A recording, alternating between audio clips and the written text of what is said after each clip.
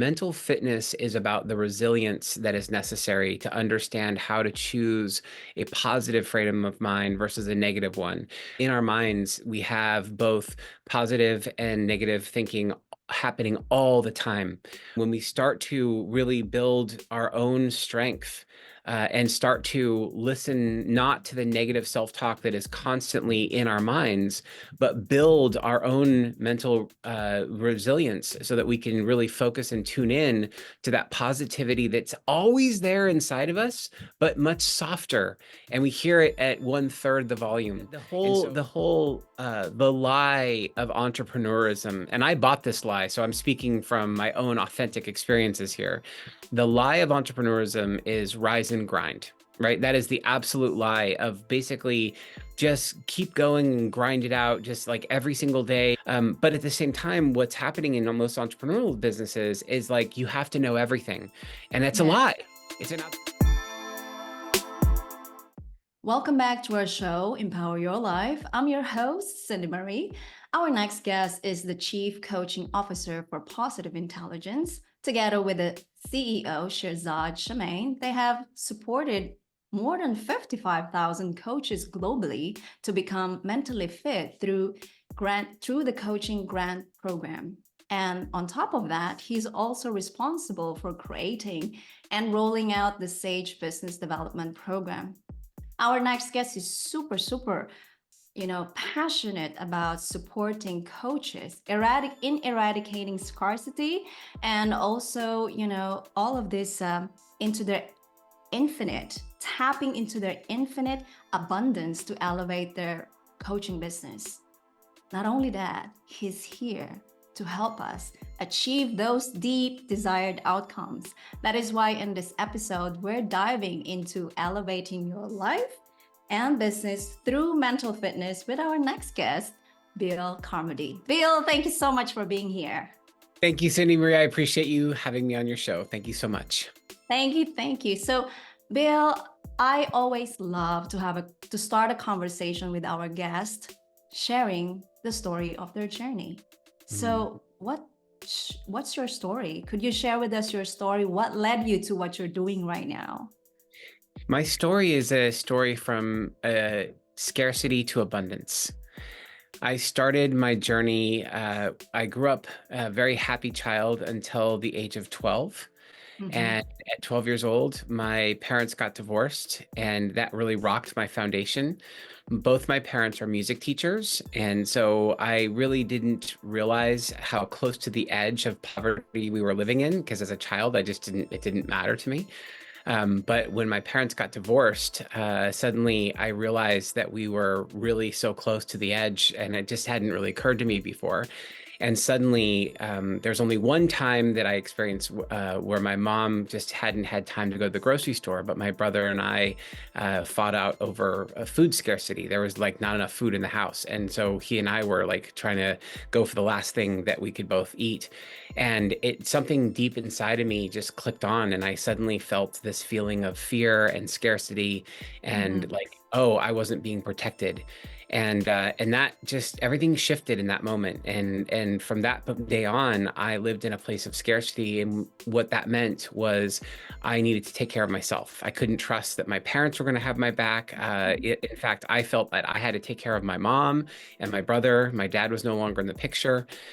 So imagine a child of 12 having all of these really irrational fears and irrational thinking that drove me to start doing all kinds of things, including having 5 different businesses at the age of 12.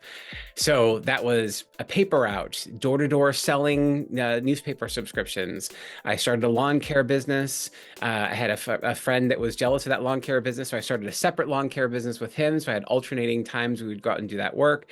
And anything I could do for odd jobs, I just needed to develop funds. And so I really was driven by scarcity.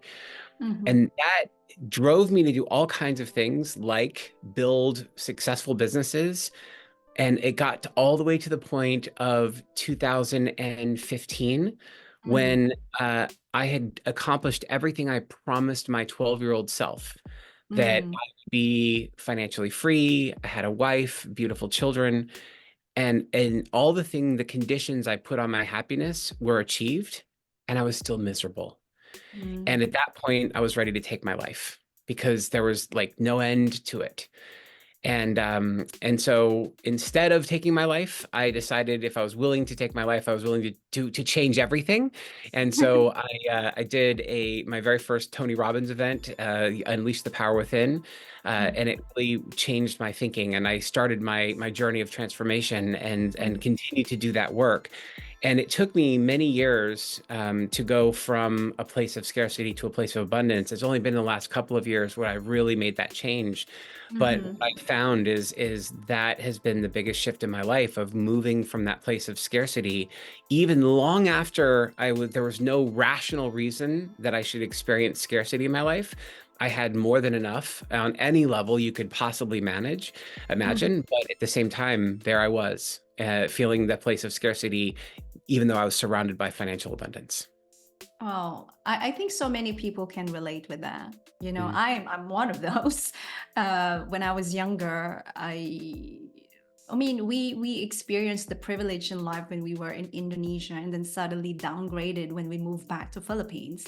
And I felt the same way as you do. Like, oh my God, I felt the calling that I have to support my family, and I have to do change radically for the Yes. path that I'm taking versus to what they are taking. And it's still happening up until now. And I think this is why it's super important that, having that mentality to shift our perspective. And we are not going to have this conversation if we didn't see that Yeah. there is a choice, there is a hope, there's still a chance. And well, I might not have the same experience as you do when you're at that moment that you want to leave the planet Earth. At that point, I think when I was teenager, I believe, because Mhm. I was in the victim mentality. I was a people pleaser, and I felt like a black sheep at that Yeah. moment. So I felt that I want to, also give up my life. But I think there's certain things in my life that telling me that, you're not supposed to give up your life yet. And I Yeah. think this is the shift perspective of having that awareness of our mentality, our mindset. And this is why I want you to break it down for us, the mental fitness, right? For Yes. many people might be it's a new term. Some Yeah. people would have a different terminology with this. So two things that I want you to break it down. What is mental fitness? And on top of being the CCO of the positive intelligence, you have your own program as well, Mhm. like the mental fitness program. So how do you think that this mental fitness such an effective tool or method for every one of us understanding deeply? This is critical. Negative self-talk, Yeah. negative self-critic, or narratives that we kept on building into our mind that unfortunately we are not aware with that, and it's really holding us back from unfolding the best version of ourselves. So help us understand Yeah. what is mental fitness, and how do you really think that this is a powerful tool or method? It's a great question. Thank you for dropping us in there because I think a lot of people conflate mental fitness with mental health. So let me start by making that distinction because mental health is more of a medical term around sort of, thinking about therapy and how we're, physical, our minds are working or not working for us. And so it is important to understand that there are traumatic events that require therapy and require like the right type of medical treatments. This is different. Mental fitness is about the resilience that is necessary to understand how to choose a positive frame of mind versus a negative one. The way it was first explained to me is that in our minds we have both positive and negative thinking happening all the time. But what's interesting is because of the evolutionary reasons, we hear the negative self-talk 3 times more powerfully than the positive ones, right? So the thing was, in evolution, it was so much more important to see the color of the poisonous snake that almost killed us than it was to remember the colors of the beautiful butterfly.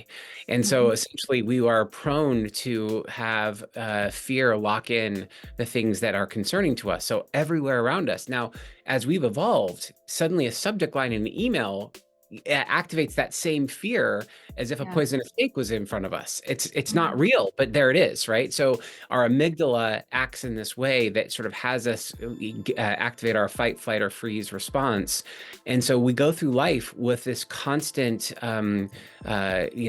check, thinking about what other people are thinking about us, how they feel about us, and Mhm. it's exhausting. And so Yes. that's where mental fitness comes in when we start to really build our own strength and start to listen not to the negative self-talk that is constantly in our minds, but build our own mental resilience so that we can really focus and tune in to that positivity that's always there inside of us, but much softer. And we hear it at 1/3 the volume. And so if we can tap into it, we can strengthen it, and we can actually change the neurochemistry in our brains so that that becomes our default. It takes practice, and it takes why we call it mental fitness. It's like going to the gym. You actually have to work out your brain every single day so you can become stronger. And if you don't do that by default, we're going to go to our negativity. It's true. When you're trying to explain the mental fitness, I was reminded about the how negativity can kick in, can absorb quickly, and it's 3 times. And then you mentioned right away, I'm like, that's exactly that. In our society right now, as you can see, and we all aware with this, that even in our media, what's being exposed, more negativity, because I think this is super crucial. That's why we have to build boundaries as well. Yes. And through mental fitness, you will recognize that we don't have to really, sometimes I also feel that we are built with, our society is building us more to be having that fear instead of being hopeful that there's still a change that could happen in a positive way. And then the second thing that I have noticed, and I would love to hear your thoughts about this, that with the technology as well, if Yeah. we are not aware about the boundaries, we felt that, there are so many experts in terms of businesses, for coaches and entrepreneurs in this case, that being said that you have to do this, you have to do that, and we can feel overwhelmed. And Absolutely. if we are not aware about who we are being, because in mental fitness, you also provide information. What are those stages and your negative, what do you call that again? I forgot the term. The saboteurs? Yes, the Yeah. saboteurs, exactly. And I think it's super, super, and that was really helpful for me, Yeah. as I know already that first I was really, really controlling and really high performance, and you keep on hustling and hustling and hustling, and it's the same thing what's happening with coaches or entrepreneurs right now, Right. because we're so bombarded with information, we don't know when to stop. And I think That's exactly right. The lie of entrepreneurism, and I bought this lie, so I'm speaking from my own authentic experiences here.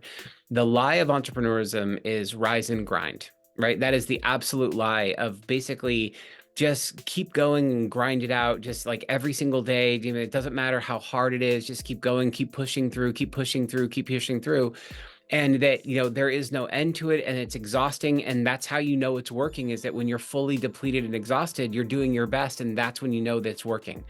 That's the lie. And the thing is that the whole ability to create sustainability in your business as well as in your life is a requirement to find ease and flow.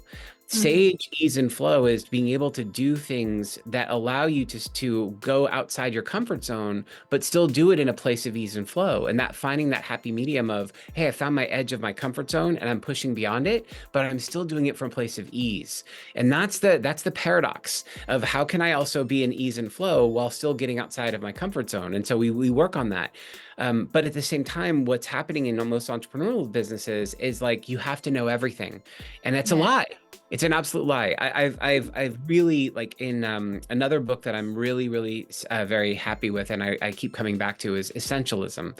And one of the reasons I love the book Essentialism is it's so true that there's so few things that are truly essential in our lives. And Yes. there's the trivial many is what we get overwhelmed with. And if I'm experience overwhelm, what I ask myself is what is truly essential right here in this moment. Hmm. Suddenly, the trivial many starts to fall away because the overwhelm comes from the trivial many. And when I start to focus on what is truly essential, I bring presence back. And Yes. that's what the sage does, right? Our sage is always present. Our saboteurs are focused on all the things that don't matter. So someone said this to me a couple years back, and it just stopped me in my tracks. Said, what other people think of me is none of my business. True. It's true, but like it's the opposite of what we're taught, right? It's like, well, we think about so it's the antithesis of social media. Like I want to be liked, literally the word like I want all the likes because I want people to like me. And it's just the opposite. It's like, no, actually, that doesn't matter. What matters is to be your authentic self and to not worry about what other people think. And at the same time, that's the hardest thing because we're conditioned as human beings to want to be in a society where everybody likes you. And that likability is something we're conditioned to be in. So we're constantly worried about things we can't control. So ultimately, we're focused on things that we have no influence over, and it's going to drive us crazy. But that's what our saboteurs want us to focus on, and it's literally not essential, but it's something that we spend so much of our time worrying about things we cannot do anything about. It's Yeah. exhausting. I think we are in a place of, I don't know how many years we can call it, awakening of understanding what truly matters. You call it spiritual, whatever, but I think some part, and I've learned this, I just posted today actually because I watched his talk or his speech, Dr. Dennis Kimbrough. He said there's only two things that you have to learn in life. One is to find your purpose and spiritual growth. Yeah. And and with all of these things, I can totally agree with you of how much social media, and I can speak for my experience as well. In the beginning, when I switched from corporate life to entrepreneur, I was like what you said, I have to know everything, and I'm like, oh my god, this is overwhelming. And the good thing is that when I started to realize that what people say about me doesn't really define who I am, it's them. Exactly. Or don't focus on anything negative, but at the same time, like what you said, it takes a lot of practice. It's a lifelong journey. It There's is. no ending. Yeah. And the thing about it is that all I have is this moment. Like right now, Yes. just using this example, right now in this moment, if I'm thinking about what your audience is thinking about our conversation, I've become inauthentic because Yes. I'm disengaged from our conversation and I'm worried about what they're thinking about what we're talking about. In that moment, I've lost it. I've lost it because I've disengaged from you. I'm no longer thinking about what we're doing and being here and being present with you. I'm worried about what your audience thinks. Yeah. I love How, it. right? So how often do we go through life worrying about what other people think? And then suddenly we're not connected to what matters. What matters is me being right here with you, Cindy Marie, having a conversation that you and I are engaged in. And if you and I are really focused on what matters between the two of us and what we see as valuable, then we can be in trust and faith that this actually matters to other people who choose to listen afterwards. And I just trust that that'll work or it won't work. And those people who want this information will find it, and those who don't won't. And that's enough. That's enough. Yes. I love that. I think it requires us to be reminded every day, that one, because I can tell you, I mean, recently after God being sick, all of this low vibration start to kick in. And I started to feel overwhelmed, going back to that negative, all of these saboteurs. And I told to myself, you're not focusing in the present moment. Step back, Yeah. have a pause, and look at you. What's important is your health right now, Right. and really it can be really overwhelming. And this is why every time I'm having a conversation, and I love to connect with people, I wouldn't have a conversation with you here if I didn't really connect with you, and Right. I think in our society right now, again, going back to that hustle, that making some businesses and promoting your coaching program, whatever. But I think the most important, that's why the mental fitness, I'm one of those coaches that had the grant program, and I really experiencing it. And actually, because of that, I put these things in my Oh, on my beautiful. Your desk. childhood picture. I love it. That's fantastic. So I reminded myself, and of course, that was just like one of those steps that I told to myself that we forget once we step or moving forward how much we have changed.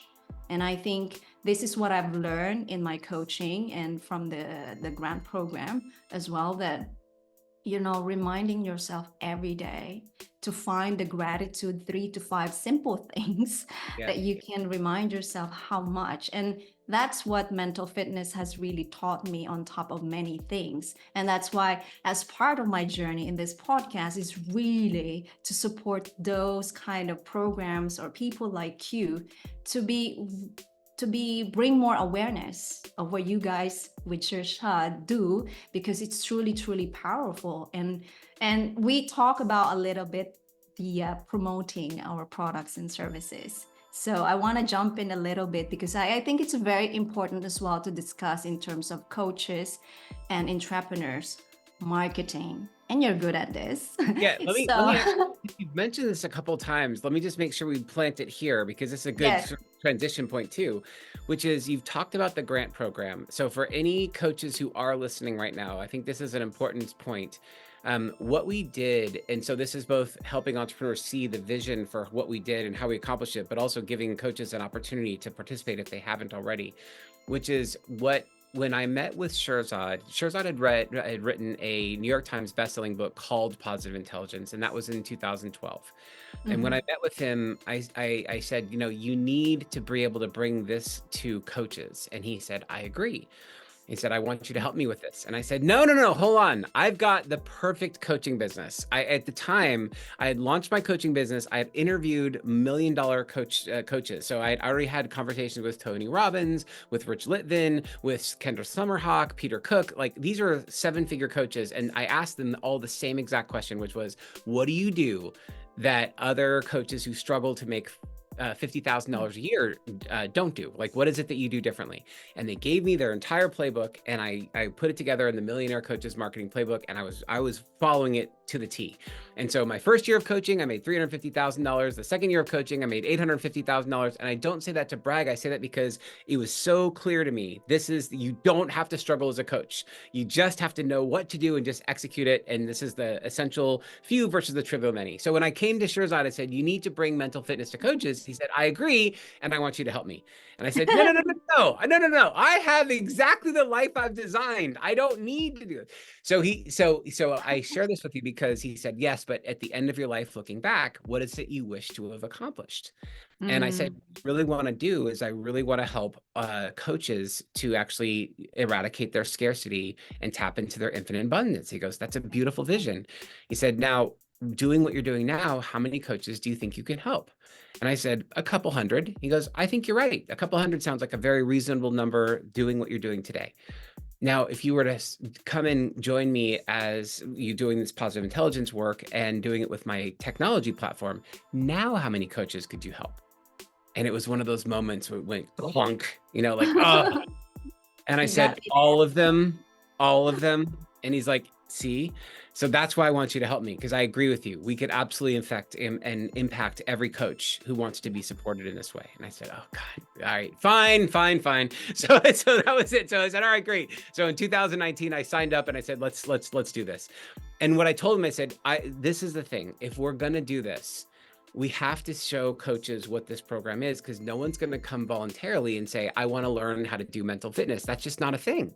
So Yeah. coaches need to experience it for themselves. So I said, I'm going to ask you to do something that's going to terrify you. I want you to give your program away. He goes, Bill, this is my base program. Like, I charge $1,000 for this. What are you talking about? Give this away. That's ridiculous. I said, I know. I said, but you got to trust coaches. Coaches are your biggest advocates. When coaches experience this, they will bring it to their clients. If you want to create a movement in this industry, you have to help coaches understand what mental fitness is. So that's where we started the grant program. And so if any coach is listening out there, if they go to positiveintelligence.com/100x, 100x, you can go to this and you'll get the entire $1,000 program for mental fitness training for 6 weeks, totally for free, because you're a coach. So I share that with them because we've referenced it, but that's what it is. And that's the backstory. Why I fast forward as an entrepreneur, like understanding your irresistible offer is what defined your organization. Up until 2019, Positive Intelligence was a little obscure. It was this really famous book, but not much else.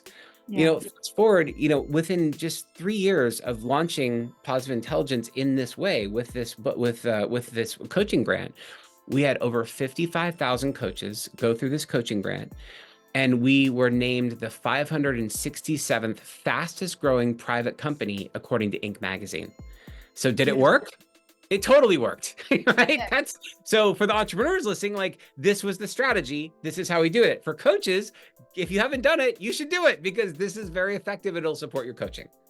Absolutely. Absolutely. Yes to that. And I thank you for sharing the story on top of what you have shared with me before with this 6-week program. I thought that's really, really helpful. And, you mentioned that coaches have to experience. It's the same thing as people have to experience the coaching, right? That's right. And that's why I think it's really lovely and it's really powerful. And I remember doing this, and I'm still using it, by the way. Awesome. I'm Yay. Still doing. I call it, and I always telling this with my husband, PQ rep. I'm doing my PQ rep. Yep. Because I just, that's on top of this, I call it modality. So I have so many modality that help me to it, just because being an entrepreneur, it's a roller coaster. You're gonna be really tested every day, so you have to find that perfect tools or modalities that really work for you. And that is why I'm super, super grateful of us having this conversation, because I'm in a journey, as what you said, you would like to help coaches eradicate that scarcity. For me, is to bring more awareness of those experts like you with Shirzad, what they do, and how is it possible that for us to really change our perspective. And we do always have a choice to make until they're not ready, maybe with the coaching. That is totally fine, but we're giving this podcast as an expansion for us to provide a service for them, right? And so moving to, as I've said earlier, the marketing. Yes. And I think, you have done with this years, and the tough and the magic, and you hear this many times for sure with coaches or entrepreneurs, like, I'm not good at marketing. I hate marketing. I wish I didn't do marketing. And I'm super curious, Bill, what do you really think this means?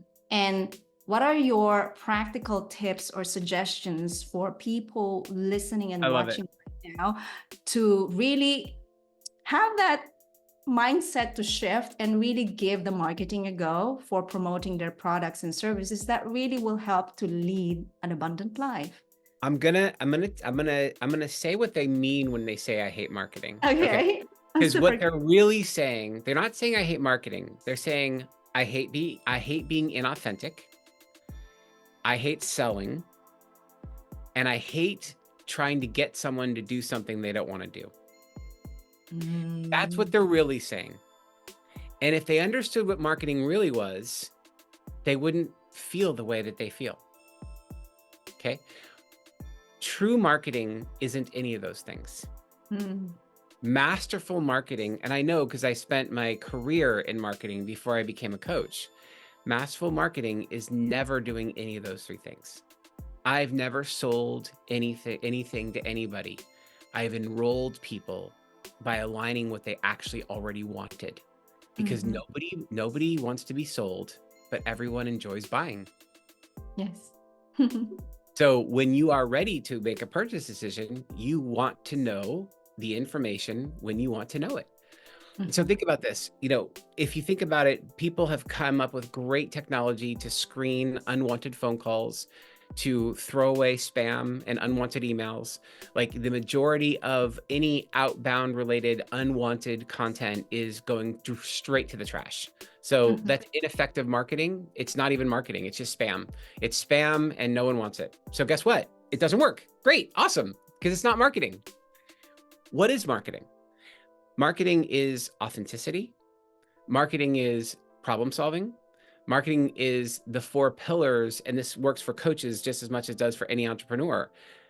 Going back full circle to what is essentialism, if you apply essentialism to marketing, there's only 4 things that matter.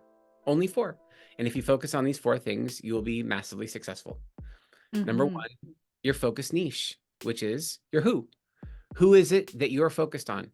When you're not focused, you're doing a spray and pray approach, and it is completely ineffective. You will spend lots of money and you will have no results and you'll go out of business. So instead, focus all your energy on a single focused effort of a who. Who specifically are you going after? Why? Because the next thing is your irresistible offer. You can't have an irresistible offer unless you know who you're going after, because your who determines your irresistible offer. So as a coach, for example, if you're trying to coach everyone, you can't have an irresistible offer. But if I say, I am only interested in women entrepreneurs who are experiencing imposter syndrome, that's a very specifically defined niche that I now understand. What's their outcome? They don't want to eradicate their imposter syndrome. Or in my case, I'm looking for coaches to eradicate their scarcity so they can build a 7-figure coaching business. That's a very specific outcome. And if a coach is listening and wants to basically build a 7-figure coaching business, they know who to reach out to, right? It's very specific. Yes. So then you go to the 3rd pillar, which is generating appointments. How do you do that? This is where people get really nervous. This is where it's like, I can do those first 2. That's not so hard, because you don't really have to put yourself out there. You can do it on paper and you never have to be like exposed. So going full circle back to the whole saboteurs, this is where all the saboteurs show up, because you literally have to put yourself out there. But again, if you're doing it from a place of sage, all you're doing with generating appointments is putting yourself in a place to be found. You're not forcing yourself on anyone. This podcast is a fantastic example. The people who choose to listen to your podcast want to know about you. There's like, what does Cindy Marie have to say in the world? Great. If she feels like, hey, I like her, I want her to be in my life, the more they get to know, like, and trust you, they're like, maybe I should hire her as my coach. Maybe she could do something more for me than just be in my ear in this podcast. So that becomes a very easy, because you've made it easy for someone to listen to you. Now they can actually come in and hire you, right? That's a very good, simple, easy way. Didn't feel forced. Didn't feel high pressure. Wasn't a spam email. Wasn't a spam phone call. You're not having telemarketers annoy your audience, right? Natural. That's natural marketing, right? There's 5 ways to do that. There's direct outreach, which is the people who already are connected to you on LinkedIn, as an example, people that know, like, and trust you, or people that you already have their cell phone numbers because you're messaging them anyway. That's direct outreach. There is networking, which is like when you go to a meeting that's specifically meant to meet and greet people, whether that's actually referrals from existing clients, or whether that's speaking engagements, or any type, which includes podcasts, or if you're also talking about writing. Like, there's only 5 modalities, but all 5 of them will generate appointments. Fantastic. That's it. Then the last thing you would want to do is convert those appointments. So when somebody says, I want to spend time with you, you find out if it's a good fit. And if it's a good fit, they enroll with you and you've made a sale. Does that sound forced? Does that sound inauthentic? Is there any part of this that feels wrong or difficult, right? Real marketing comes from a place of authenticity. Yes. Real marketing comes from a place of need. And you're not being in a place of force. You're being in a place of empowerment. Yes, yes. I love all of those things, especially authenticity, because that's what I really advocate in all the things that I do, is that we are authentic. And you mentioned that as well in your mission, because we are unique and we are trying to copy. And there's nothing wrong with copying, but over time you started to, by copying, which I can say my experience, I'm trying to copy, copy, copy. But eventually I started to realize, who am I? This doesn't Yes. work anymore. But at the same time, I think the challenge that I'm seeing with a lot of people, because I have coaches that I have coached talking about marketing, and I said, well, there's no enforcement in marketing. Just provide who you are. And I Right. think it's because all of this negative self-talk, That's that right. all of this, I have to be seen as the expert. And That's I right. think as we grow older as well, we tend to keep that ego, that we don't want to be seen that we are doing mistakes. And I think this is one of the things that I love to show myself. If I made some mumbling with my words, that's totally fine. If I say something that I don't supposed to say, I'm okay. It's because that's just part of evolution and transformation within me. And I think it goes back to our mental fitness, right? Because Mhm. saboteurs it's always going to be there, but we have to have triple times with our sage through our fitness. And I think through the journey with all of this marketing, because I constantly get it, I constantly asked by it. And one of the examples is that, how do you, many people actually ask me this, Bill, how do you integrate your singing with your coaching? I said, I don't integrate my singing. I showcase my singing because part of who I am. And Yeah. that's because I'm showing my authenticity. And that's actually very interesting. And I'm like, okay, that's very interesting. Why people not showcasing their creativity when we are not just one? We can do multiple things. But I think, again, going back to the experts, that you have to master one. That's okay. Like for me, my mastery is my voice, with coaching, with podcasting, with public speaking and singing, like that. But I make sure that I expand those, because we No. can. What do you say about that? So Cindy Marie, one thing that I'm curious, before I answer that question, I will answer that question. I really will. But I want to ask you one counter question first, because it'll help Yes. influence this, which is, when I ask, what is your niche? Who do you serve most powerfully as a coach? You asking me? I'm asking you, Cindy Marie. Yes. Yes. I am helping people in transitions in life with any Okay. aspect of life. So here's the thing that I would share with you. There's an opportunity to narrow that focus and massively expand your market. And I know you didn't ask for this, but I'm volunteering it, so take it for what it's worth. Take it for the advice that you didn't pay for. It's all good, Okay. right? Yes. But the thing that's interesting, what comes up for me as you talk about this, is that you have a superpower that you're not currently leveraging in your coaching that you could if you wanted to. And Mm-hmm. your superpower is using your voice to help others find their voice. Mm. So if I were to say, Cindy Marie, what's your niche? And you say, I use my voice to help others find their voice. How does that resonate with you? Yes, that truly resonates with me, because I've been always telling myself that my voice is my power. My And it voice is is. my But it's not just your power, your client's voice is their power. Yes. And it also integrates the singing. When someone says, why do you show your singing? Because you say, my voice is my power. And I am demonstrating to my clients how their voice could be their power. Mm-hmm. And when they actually don't use their voice, they're diminishing their power. Yes. You feel how powerful that is? Yes. And that's, I- sorry, I just No, want to no, say no. this. This is the powerful thing that could happen when you are having this authentic conversation, that just like having a one-on-one coaching, you're seeing the other power, well, the obvious power that I don't see, that I've been Exactly. using it, but That's right. I'm not sharing it in a more direct way that could leverage what Exactly. And that's the thing. The only person I can't coach is me, right? yeah. That's it. The coach can't coach themselves or herself because it's what's in my blind spot. And I'm holding this up for you because your gift to me was to be on your podcast. My Yes. gift to you as part of this podcast is to show you what I see. It's in your blind spot is this really powerful gift that you're not using, and you could be.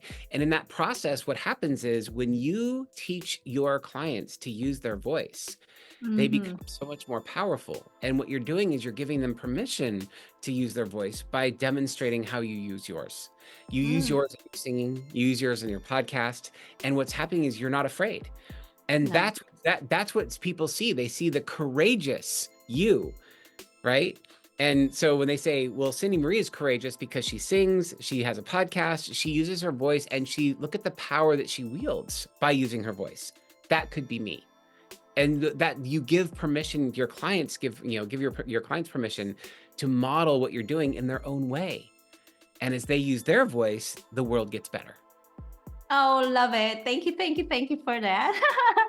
You just helped me to modify, your how do you introduce yourself? What I forgot, Rich Litvin will always ask this to share your story, and then he will tell you that, oh, I think this is what I hear about you, and That's this right. is what you're doing to me, and That's this is right. like, Cindy Marie, this is what I think I'm hearing what you say, and I love it. So thank you so much for giving me that 1,000 more than that huge of advice or suggestion about my niche. Really, really powerful. I love that. I'm gonna take note of after this podcast.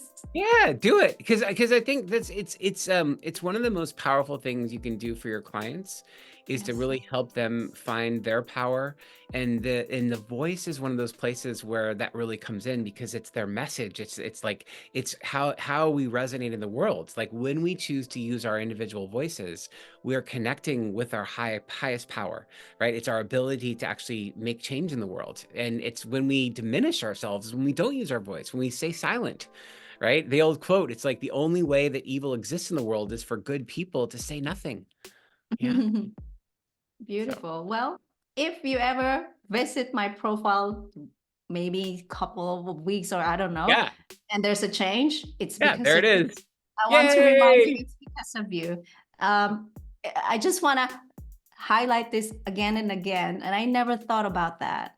Never said by anybody that about the voice, because I've been telling that whenever I speak with people, my voice is my gift. Oh, It thank you is. so much. You're so welcome. You're so welcome. And I think that actually powerfully can bring us to the next question. Coaching, right? Where it feels like we just had a one-on-one coach earlier, right? And coaching is something still new in our era. So I have a very powerful question for you to give us more powerful answer. Like, do we really need a coach? Okay, And so I love that. Nobody needs a coach. Truthfully, the most successful people have multiple coaches. What does that tell you? See, that's the thing, is that coaching is a privilege. To be a coach is a privilege, and to have a coach is a privilege. yes. And if you think about it, a coach is a guide on the side. And if the coach is not on the field playing your game of life, the coach is watching how you play the game, and they're there to support you and making sure you're playing your best possible game. So you do not need a coach. You could go out there and play your game and do the best you can, but it's so helpful to have a guide on the side, watching your moves, observing, and reflecting back to you what they see. That's infinitely like what's happened since I've gone with my coach. I have grown exponentially. Let's just count a few things. This is me personally, right? Since I've hired my own coach, right? My coaches over the time over the years, I have become financially free. So money is no longer a problem. I went from scarcity to abundance. That's how we started our conversation. So I am now financially free. I have built and exited multiple businesses. Yes. I have 2 loving children that I have the most epic relationships with, one of them which is transgender, and I've had no issues or conflicts on any of those relationships. I have dealt with my own alcoholism and have gone through full recovery. I have dealt with childhood trauma. I have gone through all the things that you could possibly imagine, and I experience both happiness and my sage by default. All that Yes. negative self-talk we talked about, I visit it, I hear it. I still have anger every now and then, but it's just feel it and get off it. Feel it and get off it. I'm living my best life. Yes. Who doesn't want that? Yes. Yes. I love that because I was just about to continue the question that if having one, how can it impact, which you already answer. And same thing with me ever since. So give you an example, my story in terms of my coaching. So I never knew coaching, what was coaching. All I knew was like, when you are in the having a responsibility as a manager, whatever, on that managerial or taking care of a team. I know that you can train, you can guide, you can coach, but I never knew. And ever since I dive into personal growth with the coaching, I was like, that's why I'm so passionate of bringing awareness to people how powerful is coaching, because one of those people I considered my VIP clients is my husband. He never knew Oh, coaching also exists. And I'm telling you, like many people, whenever I say that, how could you do that? That's impressive and tough one. I said, yes, it is tough one. But the thing is that when you're in a place of love, when you're in a place of peace, and you constantly having an open communication why you want to help your husband or your partner, things will open widely and peacefully. And I think both of us really a learner, both of us really want to learn and grow. And so he realized, like, wow, I never knew about this coaching, and this is so powerful. And that's why he's very supportive of what I do. And obviously, entrepreneur is something new for both of us. Well, his dad is actually has a background, but for me, none of my family members have entrepreneurial background. So I'm like, yeah, but when you have that mission and purpose so just huge beyond yourself, you constantly have that urge to wake up in the morning that I'm doing this not only for myself. I'm that's right. doing this because I want to make a difference. And I think that is why I love when you say about coaching, it's not really a necessity. However, it can really give your life more effective and efficient in terms of abundance. So thank you for answering that. Yay! Awesome. Awesome. And so the next question I have, Bill, and I super love this question. I get different answers. Some people would say, I am not like that person. Some people say, I don't like that term, but I'm always asking anyway because I am that person. I'm optimistic person. And so you have so many things on your plate, right? A lot of demands with kids and providing all of these projects on, and you have this marathon. You mentioned you're completing your book. So I'm super curious, Bill, how do you keep yourself optimistic? And are there any routines or habits that you're more than happy to share with people that they perhaps could experiment and see if it works for them? Yeah, it's interesting. The thing about optimism is that it's choice, just like pessimism is a choice. And so I would say, yes, I am an optimist, and I choose to be an optimist. And part of the choice is that I believe in my heart that life is happening for me, not to me.